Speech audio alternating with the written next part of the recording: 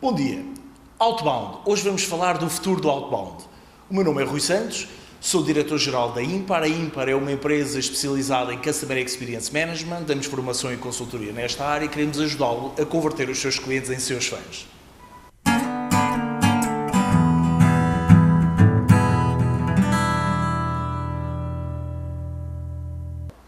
Segundo a empresa britânica MyCustomer.com, atualmente em Inglaterra já só 2% dos clientes é que respondem a inquéritos de satisfação. 2%. 2% é muito pouco. Mas é coincidente com aquilo que nós aqui em Portugal também temos sentido nos últimos anos. Cada vez mais, como sabe, existe maior dificuldade em conseguir encontrar clientes que sejam disponíveis e receptivos para ouvir as propostas que temos para lhes fazer através da Outbound. E é por isso é que este tema é tão crítico e é tão importante identificar quais é que são as boas práticas e como ultrapassar estes desafios. Antes de mais, deixe-me começar por desmontar aquilo que eu sinto ser um dos maiores equívocos de quem gera campanhas de Outbound, que é a convicção de que um contacto de Outbound pode só ter um de dois desfechos, ou é um contacto com sucesso ou um contacto sem sucesso, na convicção de que um contacto sem sucesso não deixa dano, o que realmente não é verdade. Se utilizássemos a imagem de um campeonato de futebol, é como se um contacto com sucesso valesse 3 pontos e um contacto sem sucesso valesse 0 pontos. Nesse sentido, por exemplo, uma campanha de 100 contactos, dos quais 15% tenham sucesso, corresponderia à conquista de 45 pontos positivos. Bem, em muitos contextos, 15% de sucesso seria simpático, bastante positivo até. Mas a verdade é que não é isso que realmente acontece. O que acontece é que no Outbound não existe impacto nulo. O simples facto de nós falarmos com alguém, temos de ter consciência que lhe estamos a roubar o seu tempo. E por isso, quando não temos sucesso no Outbound, uma de duas coisas pode acontecer. Ou deixamos o cliente ligeiramente incomodado por lhe termos estado a consumir tempo desnecessariamente, ou pior, podemos mesmo deixá-lo profundamente irritado. Por isso, a tabela de pontos funciona de forma ligeiramente diferente. Voltando ao nosso campeonato de futebol, as regras deste nosso jogo são mais exigentes do que imaginaríamos. Uma vitória corresponde a 3 pontos, mas não existe possibilidade de empates. Por cada insucesso, perdemos aproximadamente 1 ponto, cada vez que o cliente fica moderadamente incomodado. E perdemos até 3 pontos cada vez que o cliente fica tremendamente irritado.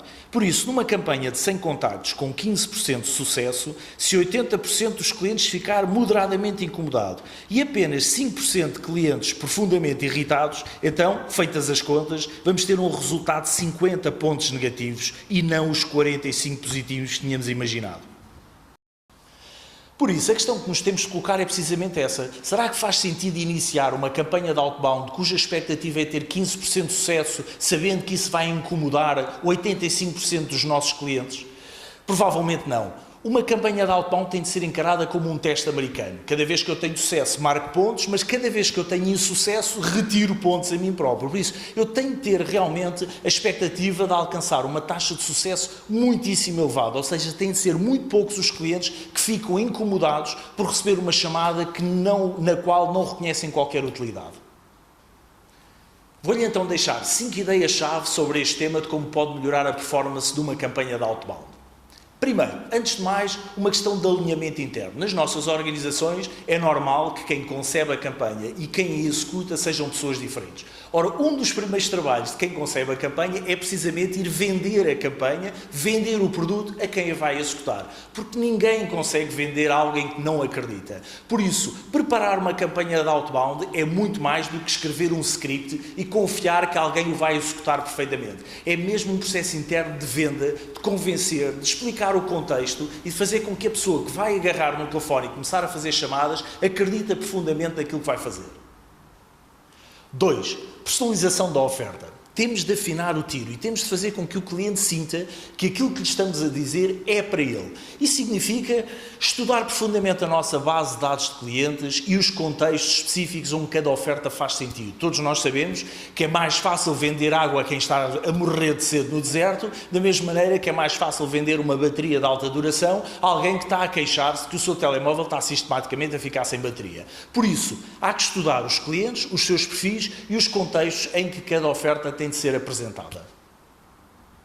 Temos de ter presente que o ideal é o cliente desligar a chamada e pensar: epá, ainda bem que eles me ligaram, ainda bem que eles me informaram deste produto ou me alertaram para esta situação, e ficar com a ideia de que eles estão preocupados comigo, eles são úteis, eu gosto deles, quero continuar a ser cliente deles. E não pensar: eles são um incómodo, estão-me sempre a atrapalhar, estão-me sempre a chatear.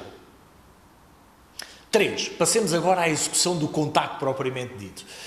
Nós sabemos que a maior parte dos clientes vai decidir entre 3 a 5 segundos se vai ou não vai aceitar aquela chamada. E para isso nós não temos muito tempo a perder.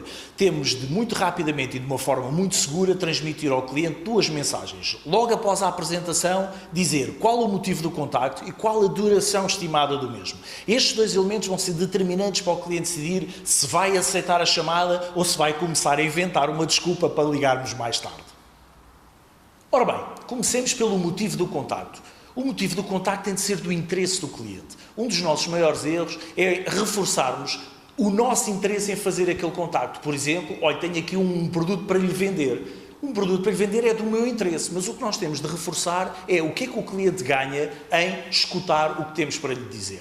Uma abordagem que tipicamente funciona muito bem é eu enquadrar o contacto do outbound como follow-up a um evento anterior. Por exemplo, utilizando expressões como: olha, na sequência do contacto que nos fez previamente ou na sequência da sua manifestação de interesse, nós fazemos o follow-up. Porque ao referirmos a um evento anterior com o qual o cliente se identifica, ele para e presta-nos atenção à imagem ou à mensagem que temos para lhe transmitir.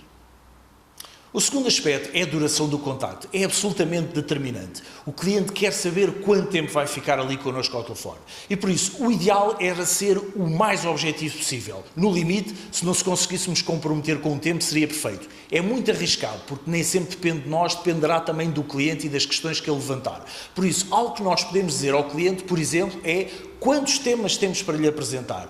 Isso dá-lhe desde logo, desde o primeiro minuto, a noção de que tem o controle de quanto ainda falta para terminar aquele contacto. Por isso, se eu tenho 3 perguntas para lhe colocar, digo-lhe que 3 perguntas para lhe colocar. Se tenho um assunto para lhe apresentar, um assunto para apresentar. Ele assim terá uma noção exata de quanto tempo falta para terminar o contacto. 4. Conquistar a confiança do cliente é absolutamente determinante. É muito natural que a pessoa, quando receba o nosso contacto, sinta algum ceticismo. Ora, a melhor maneira de conquistar a confiança de uma pessoa é começar por dar, na expectativa de depois eventualmente poder receber. Give to get. E neste contexto o que podemos, por exemplo, começar por dar é informação útil, é alertar para algo que seja relevante para o cliente e, por exemplo, imagine receber uma chamada do seu banco ou da sua operadora de telecomunicações a dar-lhe uma informação qualquer, como, por exemplo: senhor cliente, tivemos aqui a analisar o seu perfil de consumo e concluímos que se calhar está no tarifário errado. Se mudasse para este outro tarifário, iria poupar dinheiro. A reação do cliente é muito interessante, porque o cliente vai ouvir esta chamada e vai pensar: estas pessoas estão preocupadas comigo, porque a sugestão que me estão a dar é melhor para mim e eventualmente pior para elas, pelo menos no curto prazo. Na verdade não é pior para nós, porquê? Porque o que nós estamos é conseguir conquistar a confiança do cliente e provavelmente vamos tê-lo connosco muito mais anos. E é esse prolongamento do seu ciclo de vida que vai ter connosco que nos vai permitir tirar o partido desta abordagem que estamos aqui a fazer. Ora, se não conseguirmos fazer isto em vários contactos, e se tivermos de o fazer num único contacto, então a abordagem é começar por dizer algo ao cliente que é útil para ele e depois, à medida que ele vai sentir-se confortável com aquilo que lhe estamos a dizer, vamos começando cada vez a sentir maior receptividade da parte dele para escutar as nossas ofertas, algumas das quais, eventualmente, ele irá ter de pagar por elas. E 5. Não se esqueça do beabá das vendas, vender os benefícios e não as características dos produtos ou serviços que tem para oferecer aos seus clientes. Tenha presente que os clientes não compram roupa, mas sim elegância e conforto. Os clientes não compram uma televisão, mas sim entretenimento. Os clientes não compram um jornal, mas sim informação. Os clientes não compram fruta, mas sim saúde e frescura. Os clientes não compram um café, mas sim uma pausa de 10 minutos, etc. Sobre este ponto, a ordem não é indiferente. Porque se começar por apresentar as características dos seus produtos ou serviços, está na prática a obrigar o seu cliente a fazer a tradução, a desmontagem de para que é que isto me serve. Ora, se começar exatamente por lhe apresentar os benefícios, vai começar logo por deixá-lo num estado de sonho acordado, a pensar, epá, isto de facto seria fantástico para mim. E depois, naturalmente, vai-lhe apresentar as características para ele perceber como é que aquela promessa se materializa. Por isso, não se esqueça, primeiro os benefícios, logo a seguir as características dos produtos ou serviços. Bem, muito mais há a dizer sobre este tema. Tocámos apenas aqui em 5 ideias-chave de muitas mais que temos de aprofundar. E por isso mesmo, vamos realizar mais uma conversa ímpar. Desta vez vai ser no dia 27 de setembro e contamos consigo. A próxima conversa ímpar será sobre o futuro do outbound e iremos discutir temas como a preparação das bases de dados de contactos, o outbound no presente contexto omnicanal, as novas ferramentas tecnológicas de suporte ao negócio, o perfil que devemos procurar nos assistentes para outbound e como montar modelos de desenvolvimento, desempenho e incentivo. As conversas ímpar são um conceito bastante original, já são realizadas desde 2013 e, com a duração de uma manhã, visam proporcionar aos profissionais de Customer Service e Contact Center um espaço de debate e discussão para aprofundarem os seus conhecimentos e principalmente para retirarem dúvidas específicas que tenham sobre a sua gestão operacional. São eventos onde tipicamente começamos por fazer algumas primeiras breves apresentações sobre o tema, mas o espaço nobre é um espaço de discussão onde se pretende que todos os participantes possam, de uma forma muito interativa, partilhar as suas experiências e colocar as suas dúvidas operacionais sobre aquilo que lhes tem corrido bem, menos bem e com o qual todos temos a aprender. Nesse sentido, os encontros são dinamizados através de breves apresentações de reconhecidos especialistas nas matérias em questão e depois complementados por debates, mesas redondas, exercícios ou até, por vezes, dinâmicas de grupo, consoante o tópico em causa.